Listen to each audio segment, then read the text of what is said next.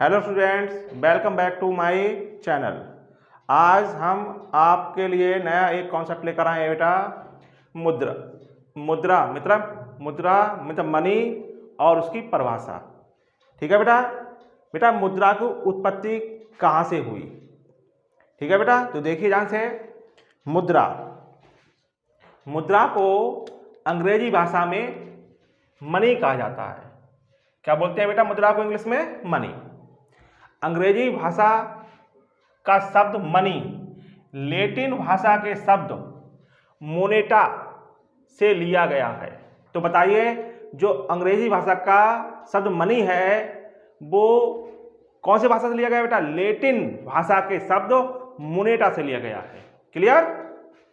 Moneta रोम की देवी Juno का ही दूसरा नाम है। तो भाई जो मोनेटा है वो रोम की देवी जूनो का ही दूसरा नाम है।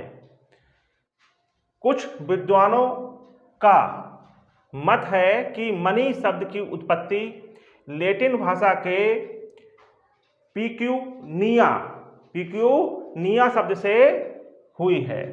पिक्यूनिया शब्द पिकस शब्द से बना है और इसका अर्थ पशु संपत्ति से लगाया जाता है। ठीक है बेटा। तो बताइए, कुछ दूसरे विद्वानों ने कहा है कि भाई मनी शब्द की उत्पत्ति लैटिन भाषा कैसे हुई है बेटा? पिक्यूनिया से हुई है। ठीक है बेटा। और पिक्यूनिया शब्द किससे बना है? पिकस शब्द से बना है, जिसका अर्थ है पशु संपत्ति से लगाया जाता है। अतः मुद्रा की उत्पत्ति कहां से हुई है, इस संबंध में अर्थशास्त्रियों में बहुत मतभेद है। समझ में आ गया आपको बेटा? ये था मुद्रा की उत्पत्ति। तो बेटा, तो मुद्रा की उत्पत्ति क्या हुई है बेटा? कुछ लोग कहते हैं कि बेटा मनी लैटिन भाषा शब्द के मोनेटा से हुई है। कुछ लोग कहते हैं बेटा लैटिन भाषा के पिक्यूनिया शब्द से हुई है। ठीक है बेटा। अब है मुद्रा क्या है? What is money? बहुत अच्छा बेटा है। What is money? मनी है क्या? मनी क्या है? तो देखिए बेटा, मनी क्या है? मुद्रा कोई भी वस्तु हो सकती है, कोई भी वस्तु हो सकती है जो कि सामान्य समिति से विनिमय के माध्यम के रूप में स्वीकार की गई हो। ये बेटा विनिमय का माध्यम क्या होता है? जैसे बेटा हम दुकान पर गए एक बुक्स खरीदनी है बेटा अकाउंटेंसी की। तो बताइए क्या करेंगे आप दुकानदार को रुपए देंगे और आपको वो क्या देगा बेटा? बुक्स देगा। तो बताइए, बुक्स खरीदने के लिए आपने क्या दिया बेटा? पैसे दिए। ये बेटा धन दिया। तो धन क्या है बेटा? विनिमय का माध्यम। धन क्या है? विनिमय का माध्यम। विनिमय कहते हैं बेटा इंग्लिश में एक्सचेंज कहते हैं। विनिमय को बोलते हैं इंग्लिश में बेटा एक्सचेंज कहते हैं। तो बेटा आजकल बेटा हमारे विनिमय का माध्यम क्या है बेटा? मुद्रा, मतलब पैसा, रुपया। क्लियर नहीं क्लियर? तो कोई भी वस्तु मुद्रा कोई भी वस्तु हो सकती है जो सामान्य सहमति होनी चाहिए, दबाव नहीं होना चाहिए। सामान्य सहमति से विनिमय के माध्यम के रूप में स्वीकार की गई हो। क्लियर? अतः मुद्रा सामान्य स्वीकृति प्राप्त वह वस्तु है जो विनिमय के माध्यम और मूल के मापक के रूप में प्रयुक्त होती है। बेटा मूल का मापक क्या होता है? देखो, जैसे बेटा आप मार्केट गए, आपने पूछा भाई 1 किलो चीनी कितने रुपए की है?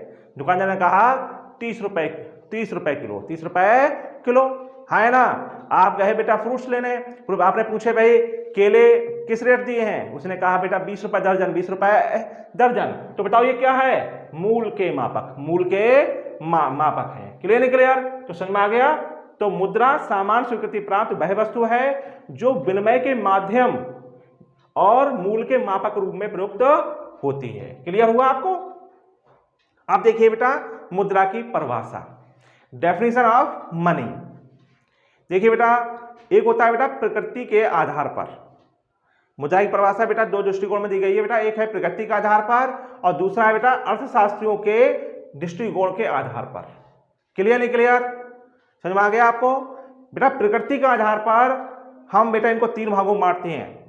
एक वर्णनात्मक, वैधानिक, वर्णनात्मक हो गया बेटा। दूसरा क्या है बेटा? दूसरा है बेटा वैधानिक और तीसरा है बेटा सामान्य स्वीकृति। फिर मैं एक बार रिवाइज करना चाहूंगा। प्रकृति के आधार पर बेटा एक हो गया वर्णनात्मक, दूसरा है वैधानिक और तीसरा है बेटा सामान्य स्वीकृति। मैं इसको बेटा एक टेबल द्वारा समझाऊंगा। अब है बेटा अर्थशास्त्रियों के दृष्टिकोण के आधार पर अर्थ, ये बेटा बहुत अच्छा स्टेप है बेटा, ये बहुत पेपर में पूछा जाता है बेटा। अर्थशास्त्रियों के दृष्टिकोण के आधार पर इसमें बेटा है परंपरावादी दृष्टिकोण। पहला दृष्टिकोण क्या है बेटा?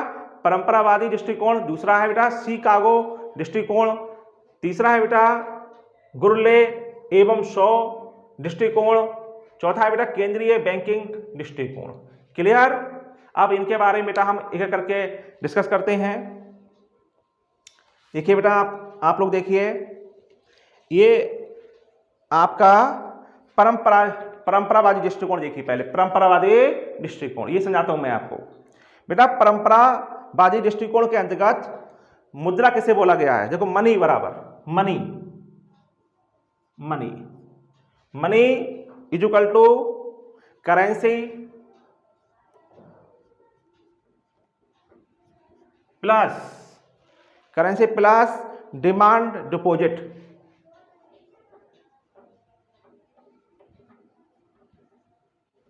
Demand deposit.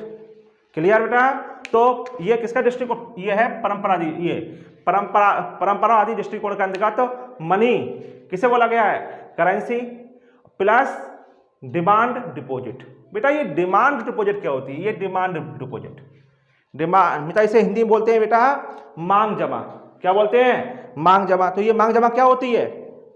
मतलब जिसे मांग जमा उस जमा को कहते हैं जिसे चेक द्वारा किसी भी समय बैंक से निकाला जा सकता है। क्लियर नहीं क्लियर? तो चेक से जिस धन को हम चेक द्वारा निकालते हैं उसे क्या बोलते हैं बेटा? Demand deposit, demand deposit. Clear नहीं क्लियर? तो करेंसी शब्द का समझ गए? करेंसी। क्लियर? करेंसी में क्या आते हैं बेटा? नोट और सिक्के। क्या आते हैं बेटा? नोट और सिक्के आते हैं। करेंसी में नोट और सिक्के आते हैं। और प्लस डिमांड डिपॉजिट, इसमें चेक द्वारा किसी भी समय जो बैंक से धन निकाला जाता है उसे बेटा हम डिमांड डिपॉजिट कहते हैं। तो बेटा परंपरावादी दृष्टिकोण में मनी को बोला है currency plus demand deposit. Clear? अब आया शिकागो दृष्टिकोण। शिकागो दृष्टिकोण इसके अनुसार बेटा क्या होता है? मनी। इसके अनुसार मनी होता है बेटा currency plus demand deposits plus time deposit, time deposits. तो बेटा इसमें अगर हम ये दृष्टिकोण हटा दें, अब ये दृष्टिकोण लिख दें, तो इसमें क्या करते हैं? प्लस हम प्लस करते हैं बेटा टाइम डिपॉजिट्स। क्या करते हैं बेटा हम? Time deposit. तो शिकागो दृष्टिकोण के अंतर्गत क्या होगा बेटा? मनी बराबर होगा करेंसी, इसमें नोट और सिक्के आते हैं बेटा, plus demand deposit plus time deposit. बेटा ये टाइम डिपॉजिट क्या होता है? इसे बेटा हम सावधि जमा भी बोलते हैं। सावधि जमा बेटा, सावधि जमा से आशय बैंकों में जमा की गई उस राशि से है जिसे एक निश्चित समय के बाद ही बैंक से निकलवाया जा सकता है। हाँ है ना? जिसमें जब फिक्स डिपॉजिट होता है, जैसे 2 साल के लिए, 3 साल के लिए, 4 साल के लिए, तो उसे बोलते हैं बेटा टाइम डिपॉजिट। तो समझ आ गया? शिकागो दृष्टिकोण के अंतर्गत क्या होगा बेटा? मनी बराबर, फिर बात कर लीजिए करेंसी प्लस डिमांड डिपॉजिट और प्लस टाइम डिपॉजिट। अब समझ आ गया नहीं आ गया? और परंपरावादी दृष्टिकोण में currency plus demand deposit. Clear? अब आया बेटा आपका गुर्ले एवं शॉ दृष्टिकोण। बेटा इसके अंतर्गत देखिए मनी आता है। मनी में क्या आता है? Currency, demand deposit plus time deposit plus non banking financial intermediaries. Intermediaries में क्या आएगा बेटा? डिबेंचर्स आएंगे, सेविंग बैंक डिपॉजिट आएगा, शेयर्स आएंगे एंड बॉन्ड्स आएंगे। क्लियर? तो समझ में आ गया? देखो बेटा फिर आप समझिए, शिकागो दृष्टिकोण में क्या था? करेंसी, ठीक है बेटा, डिमांड डिपॉजिट्स और टाइम डिपॉजिट्स। क्लियर? अब ये बनाया बेटा गुर्ले एवं शॉ दृष्टिकोण। इसमें क्या बढ़ गया? Non banking financial intermediaries. हाँ है ना? इसके अंदर क्या आती हैं बेटा? डिबेंचर्स आती हैं, सेविंग बैंक डिपॉजिट आती हैं और शेयर एंड बॉन्ड्स आती हैं। क्लियर? ठीक है बेटा। चौथा देखो बेटा, चौथा दृष्टिकोण देखिए बेटा केंद्रीय बैंकिंग दृष्टिकोण। बेटा इसके अंतर्गत मनी इक्वल टू होता है currency plus demand deposit plus time deposit plus non banking financial intermediaries plus credit from unrecognised sectors. इसमें बस ये बढ़ जाता है बेटा, क्रेडिट फ्रॉम अनरिकॉग्नाइज्ड सेक्टर। बेटा अनरिकॉग्नाइज्ड सेक्टर क्या होते हैं हमारे, जैसे महाजन हैं, साहूकार हैं, ये बेटा हमारे क्या होते हैं बेटा, अनरिकॉग्नाइज्ड सेक्टर्स होते हैं। क्लियर नहीं क्लियर, हाँ या ना? तो आपको समझ में आ गया बेटा।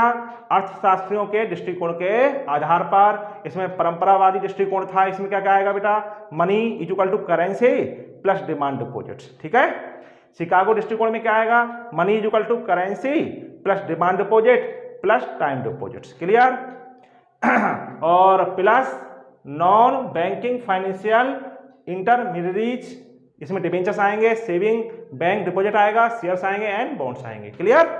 अब आपको लगाइए केंद्रीय बैंक की दृष्टिकोण, तो इसमें क्या क्या आएगा, currency plus demand deposit plus time deposit plus non banking financial intermediaries और plus credit from unrecognised sector. तो मैं उम्मीद करता हूं कि बेटा आपको अर्थशास्त्रियों के दृष्टिकोण के आधार पर आपको ये पॉइंट समझ में आए होंगे। अब देखिए बेटा प्रकृति के आधार पर, प्रकृति के आधार पर, इससे पहले देखिए बेटा वर्णनात्मक। बेटा वर्णनात्मक परिभाषाएं, इन्हें हम बेटा कार्यात्मक परिभाषाएं बोलते हैं। ठीक है बेटा। इसमें मुख्य रूप से प्रोफेसर हार्ले बेदर्स, कॉलबॉर्न और टॉमस आज अर्थशास्त्रियों की परिभाषाएं उल्लेखनीय है। इसमें कौन कौन से आते हैं बेटा, इसमें देखो बेटा, इसमें कौन कौन आएंगे, इसमें मुख्य रूप से हमारे कौन कौन आते हैं वर्णनात्मक में बेटा, हमारे आते हैं प्रोफेसर हार्ले बेदर्स, प्रोफेसर हार्ले बेदर्स आएंगे। ठीक है बेटा, हार्ले बेदर्स आएंगे। और कौन आएगा बेटा, कॉलबॉर्न आएंगे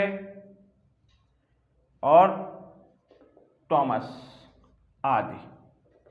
ठीक है बेटा। तो वर्णनात्मक परिभाषा में कौन कौन आएंगे बेटा, आपके प्रोफेसर हार्ले बेदर्स, कॉलबॉर्न, टॉमस आदि। मेरे कॉलबॉर्न के अनुसार क्या है बेटा, कॉलबॉर्न ने क्या बोला है, मुद्रा व्यय है जो मूल मापक और भुगतान का साधन है। तो कॉलबॉर्न ने के अनुसार है मुद्रा व्यय है जो मूल मापक और भुगतान का साधन है। हार्ले बेदर्स के अनुसार मुद्रा व्यय है, हार्ले बेदर्स के अनुसार मुद्रा व्यय है जो मुद्रा कार्य करे, मुद्रा का कार्य करे। क्लियर। प्रोफेसर टॉमस के अनुसार मुद्रा किसी आर्थिक लक्ष्य की प्राप्ति का साधन है, अर्थात जो दूसरों की वस्तुओं और सेवाओं को प्राप्त करने के लिए दी जाती है। क्लियर। अब देखिए बेटा वैधानिक परिभाषाएं, वैधानिक परिभाषाएं। बेटा वैधानिक परिभाषाएं क्या होती हैं, मतलब मुद्रा के संबंध में दूसरा विचार यह है कि किसी भी देश में वही मुद्रा मानी जाती है जैसे सरकार ने मुद्रा घोषित किया है। तो वैधानिक में क्या आता है बेटा, जिसे सरकार ने मुद्रा घोषित किया है। क्लियर। इस मत के प्रतिपादक जर्मनी के प्रोफेसर नैप तथा ब्रिटिश अर्थशास्त्री हॉटरेथ हैं। कौन है बेटा ये, इसमें बेटा हॉटरे हैं, तो प्रोफेसर नैप है, प्रोफेसर बेटा नैप, प्रोफेसर नैप ये है बेटा, ये कहाँ के थे, जर्मनी के। कहाँ के थे बेटा ये जर्मनी के हैं। ठीक है बेटा।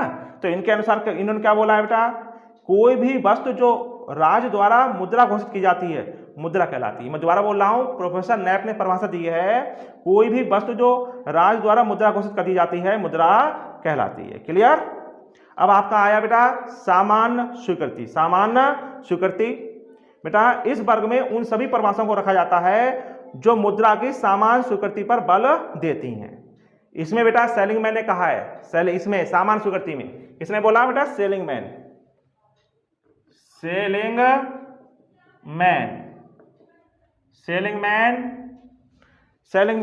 के अनुसार मुद्रा वह है जिसे सर्वग्राह्यता प्राप्त है, मतलब सर्व स्वीकृति प्राप्त है। तो सेलिंगमैन के अनुसार क्या है बेटा, मुद्रा वह है जो जिसे सर्वग्राह्यता प्राप्त है। क्राउथर के अनुसार मुद्रा वह वस्तु है जो विनिमय के माध्यम के रूप में सामान्यतः स्वीकार की जाती हो तथा उसी समय मूल मापन तथा मूल संचय का कार्य भी करती हो। क्लियर।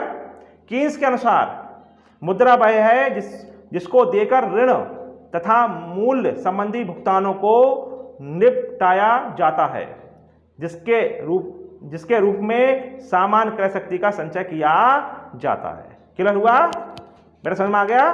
तो सामान्य स्वीकृति की बेटा सामान्य स्वीकृति पर आधारित परिभाषाओं के विश्लेषण से मुद्रा की निम्नलिखित 3 विशेषताएं पाई जाती हैं।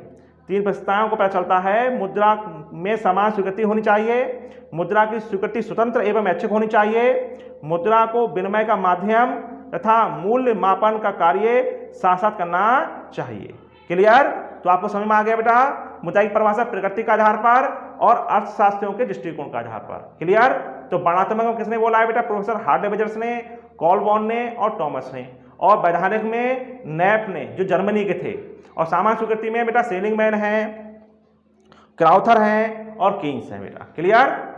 अर्थशास्त्रियों के दृष्टिकोण के आधार पर समझ में आ गया आपको। मैं उम्मीद करता हूं बेटा आपको मेरा लेक्चर पसंद आया होगा। अगर आपको मेरा लेक्चर पसंद आया हो तो उसे लाइक करें, शेयर करें, और जिन्होंने अभी तक हमारे चैनल को सब्सक्राइब नहीं किया है वो सभी लोग चैनल को सब्सक्राइब करें। ठीक है बेटा। और आप कमेंट करना ना भूलें। Thank you.